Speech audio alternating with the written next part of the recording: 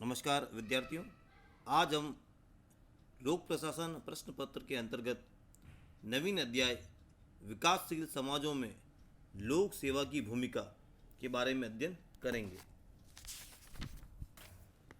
Irving होरोविज ने अपनी पुस्तक विकास की तीन दुनियाएं थ्री वर्ल्ड्स ऑफ डेवलपमेंट में विकास के परिप्रेक्ष्य में दुनिया को तीन भागों में बांटा है। वे विकास की पहली दुनिया में पश्चिमी यूरोप तथा संयुक्त राज्य अमेरिका को लेते हैं। इस दुनिया की प्रमुख विशेषता है प्रतियोगी पूंजीवाद, जिसने 16वीं शताब्दी में सामंतवाद को क्षीण करना प्रारंभ कर दिया था। 18वीं शताब्दी की औद्योगिक क्रांति ने ऐसे प्रगतिशील विश्व के अभ्युदय में सहायता दी जिसने सर्वत्र आधुनिकीकरण की छाप छोड़ दी। प्रोफेसर होरोविज दूसरी दुनिया के अंतर्गत सोवियत संघ और उसके गुटीय राष्ट्रों को लेते हैं।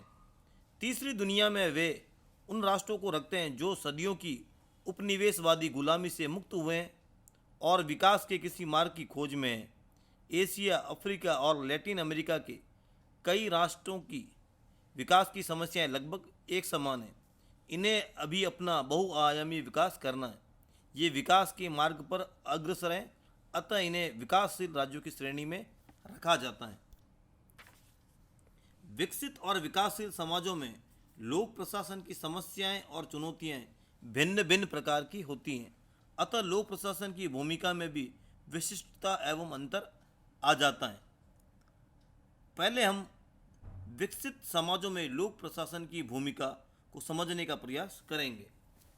पश्चिमी यूरोप, संयुक्त राज्य अमेरिका, जापान, कनाडा, ऑस्ट्रेलिया, दक्षिण कोरिया आदि देशों को विकसित देशों की श्रेणी में रखा जाता है। ये ऐसे देश हैं जहां आर्थिक विकास के फलस्वरूप राष्ट्रीय उत्पादन में इतनी वृद्धि हो चुकी है जिससे राष्ट्रीय आय में वृद्धि होने के साथ साथ आम लोगों की बचत क्षमता भी बढ़ी है। आर्थिक विकास के कारण नए नए उद्योगों की स्थापना हुई है और उनके लाभार्जन के कारण विनियोजन की दर एवं पूंजी निर्माण में इतनी वृद्धि होने लगी है जिससे पूंजी की गतिशीलता में वृद्धि होने के साथ साथ भविष्य में पूंजी का निर्माण भी और अधिक बढ़ने लगा है।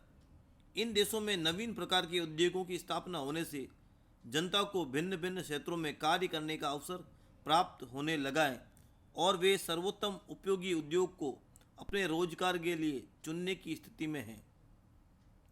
इन देशों का आर्थिक विकास होने से जनसंख्या की कृषि पर निर्भरता कम हो गई है।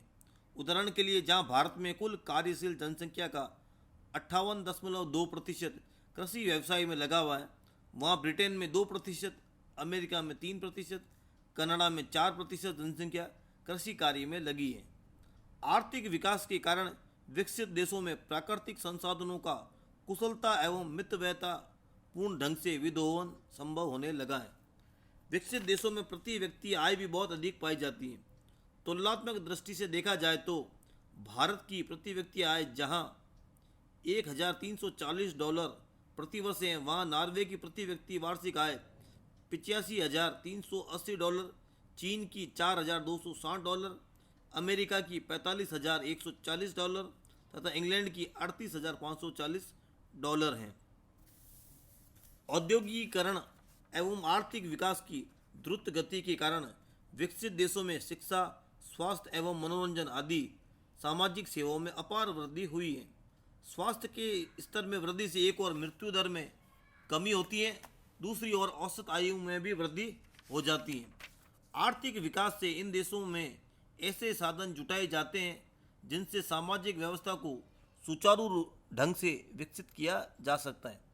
क्योंकि औद्योगिक शक्ति पर ही देश की फौजी शक्ति निर्भर होने से इन देशों में सामाजिक शक्ति को सुदृढ़ बनाया जा सका है। आर्थिक विकास के कारण इन देशों में नवीन प्रकार के उद्योगों का विकास हुआ है जिससे जनता को रोजगार के अच्छे अवसर प्राप्त होने लगे हैं एवं बेरोजगारी की समस्या का समाधान हुआ है। विकसित देशों में आधुनिकीकरण की प्रक्रिया की गति काफ़ी तीव्र रही है। इन देशों में उत्पादन का ढंग परिवर्तित हो गया है, अर्थात उत्पादन में मशीनों का अत्यधिक प्रयोग होने लगा है। इन देशों में जीवन निर्वाह कृषि बाजारी कृषि में बदल गई है। लोगों के व्यवहार एवं मनोवृत्तियों में भी परिवर्तन आया है। लोगों की निष्ठाओं के परंपरागत प्रतिमानों के स्थान पर नए प्रतिमान स्थापित हुए हैं। लोगों की राजनीतिक सहभागिता बृहत्तर स्तर पर पाई जाती है। जनता राजनीतिक प्रक्रियाओं के प्रति उदासीन या निष्क्रिय न रहकर उनमें अधिकाधिक सहभागी बन जाती है। इन समाजों में राजनीतिक व्यवस्था इतनी परिपक्व होती है कि राजनीतिक विवादों को तर्कसंगत आधार पर सुलझा लिया जाता है। इन देशों में समाज परंपरागतता से दूर हटने और धर्मनिरपेक्षता की तरफ प्रवृत्त रहते हैं। इन समाजों में वैज्ञानिक प्रविधियों और अत्यधिक परिष्कृत उपकरणों से अत्यधिक उत्पादकता होती है, जिसमें हर एक के लिए वस्तुओं की सामान्य उपलब्धि रहती है। ऐसे समाज में आर्थिक से हटकर राजनीतिक और सांस्कृतिक हितों पर बल दिया जाने लगा है। तो हमने देखा कि विकसित समाज की क्या क्या विशेषताएं होती हैं। आगे हम देखते हैं विकसित समाजों की समस्या और चुनौतियां क्या हैं। आधुनिकीकरण, औद्योगिकीकरण, वैज्ञानिक एवं तकनीकी विकास के बावजूद औपनिवेशिक समाजों में अनेक समस्याएं और चुनौतियां उपस्थित हुई हैं। आर्थिक विकास से इन देशों में मनुष्य को मशीन की भांति कार्य करना पड़ता है। भौतिकवाद को बढ़ावा मिलने और अधिक धन को बढ़ाने के लालच ने यहाँ के व्यक्ति की नींद और अमन चैन छीन लिया है। आर्थिक विकास उद्योगों के केंद्रीकरण को प्रोत्साहित करता है, जिससे इन देशों में के समाजों में गंदी बस्तियाँ, बीमारों में वृद्धि, मकानों की समस्या, पर्यावरण प्रदूषण आदि बुराइयां उत्पन्न हो गई हैं। आर्थिक विकास से उद्योगों का केंद्रीकरण पूंजीपतियों के हाथों में आ जाता है। पूंजीपति श्रमिकों का वेतन देकर शोषण करना चाहते हैं, जो विवाद का रूप धारण करके तालाबंदी व हड़ताल को प्रोत्साहित करते हैं। आर्थिक विकास से इन समाजों में शहरों की आबादी बढ़ती गई, जिससे नगरीय वातावरण दूषित होने लगा तथा सामाजिक बुराइयां भी बढ़ी हैं।